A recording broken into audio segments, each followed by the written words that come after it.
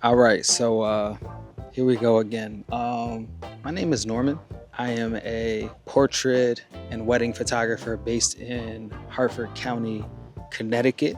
And I, for the past, 5 years, have made six figures plus as a wedding and portrait photographer without any YouTube presence. And the reason I bring this up is for years, I used to really harp on not being on YouTube. It felt like I almost had to be on YouTube to be official in a sense. Even though I had success in my business, I've been a portrait and wedding photographer for the past 12 years, and my business has done exceptionally well for the past 4 to 5 years. But for some reason, I still felt like I wasn't official or valid until I had 100,000, 200,000, a million subs on YouTube. So I'm really just here now just to say, like, it's okay. It's okay if you don't have a presence on YouTube and only have a micro presence or 10,000 or 5,000 followers on Instagram, because at the end of the day, why are you a creative to begin with, right? I think so much of us get caught up in being a creative and the glitz and glam and wanting to look the part and be known and well known that we forget that, like, we can still be successful without any of that stuff. The core of the people that you know, the word of mouth in your, like, I live in a very small area, to the point that when I started as a creative 12 years ago, so many people told me in Connecticut, you can't be a professional photographer in Connecticut. It will never work. You'll never be able to go full time. You have to move to New York. You have to move to Boston. You have to move to Miami. You have to go to LA. You got to go to Atlanta. And I stuck it out. I didn't want to move. I'm from Connecticut. I've been here since I was not, well, I'm originally from DC, but I've been in Connecticut since I was 9 years old. This is home to me. I didn't want, my family is here.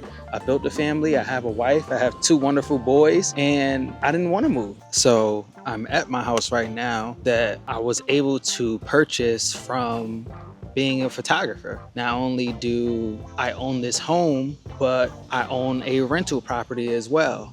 So photography has been able to bless me with a personal home, a rental property. I make enough to save and invest in the stock market, put money aside for my sons, for their college accounts.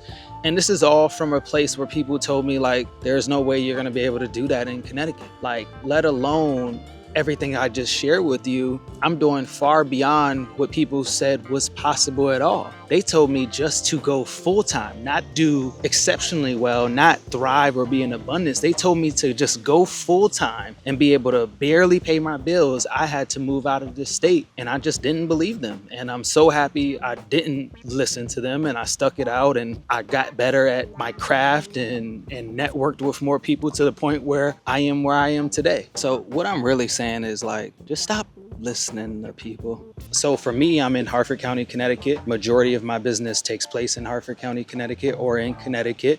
I do travel to the other side of Connecticut, which is about 45 minutes to an hour away from where I live for weddings, because there's a lot of nice venues that way.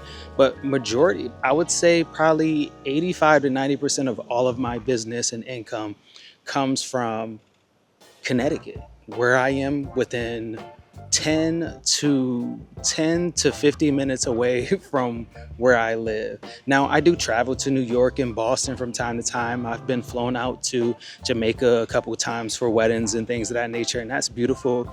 And I do wish I got more of that. But to be honest with you, I've realized that sometimes traveling, I make more money staying home. Like, I don't think a lot of people talk about that enough. I realized for what I charge for weddings, even if I up the price a little bit because it's out of the country, typically, let's just say, for example, that I have a wedding in Jamaica that is on a Saturday, right? And it's an all-day wedding. Now, if I'm home and I have a wedding to do that's 30 minutes or an hour away from my home, there's been plenty of weekends where I have a wedding on a Friday and a Saturday, or a Saturday and a Sunday, or sometimes every once in a while a Friday, Saturday, and a Sunday.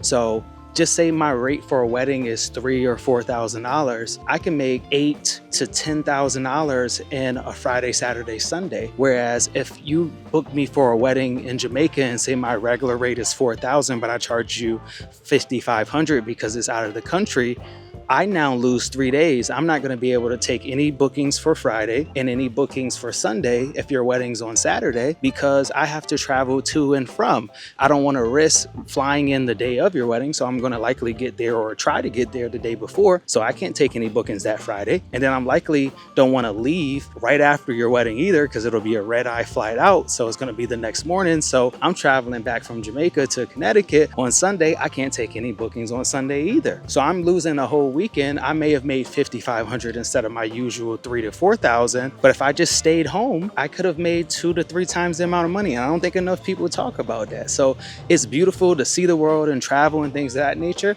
But I have a wife, I have 2 children that I love being around, and I'm fully dedicated to my wife and my children and our routine. That, like, me being gone for 3 or 4 days kind of like messes up the routine. It's a lot finding babysitters. Like, I still have a younger child who's only 7 years old. So it's a lot involved in me traveling, and I'm actually making less money when I travel from what I've noticed. So maybe me even discussing this is telling me, like, I probably need to up my rates, you know, if for travel photography.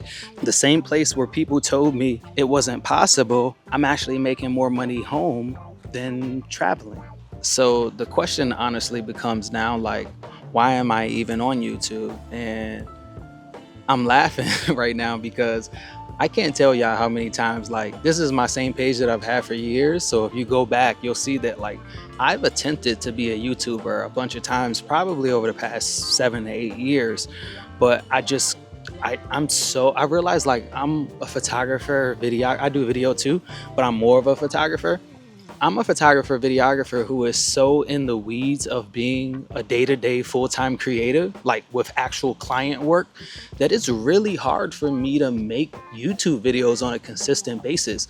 But I also have a wealth of knowledge on entrepreneurship, what to do with your money, finance around entrepreneurship, creative entrepreneurship, especially being a solopreneur, because it's just me up until about 3 years ago, where I hired my wife to be my assistant. So she handles all of our contracts and emails and invoices and things of that nature. But, like, in the weeds, shooting, editing, all of culling through photos, that's all me. And for the longest, I wanted to get on YouTube and build this presence to hopefully lead to more business and bookings. And then, funny enough, it got to a point where I was so busy as a creative that I didn't have time to even make YouTube. So I had to come to the realization that, you know, there are a lot of photographers and videographers on YouTube who are content creators now. They actually create YouTube videos more than they actually do what they actually do. And I'm just not that. Like, I love to educate, I love to talk, I love community, but I don't know if I'll ever be able to keep up with a consistent upload schedule. You know what I mean? So I'm really just here because I love YouTube. I love educating. I have a wealth of knowledge on a lot of subjects from 12 years of being a solopreneur that I would just love to share with people when I get time. So this is honestly probably like my 4th or 5th attempt of, you know, being a YouTuber. And I wouldn't even consider myself a YouTuber. I'm just genuinely a photographer, an active full-time photographer who just, you know, loves the community aspect and shooting and creating these videos when I have time. So if you're looking for a photographer, videographer who's actually in the weeds, I've been a creative for 12 years, but I've been full-time since 2016, so 8 years. So I started in 2012 as a photographer. I went full-time October of 2016, and I haven't looked back. So if you got questions for me, if you want me to make videos about anything specific, put it in the comments below, and we'll see what happens.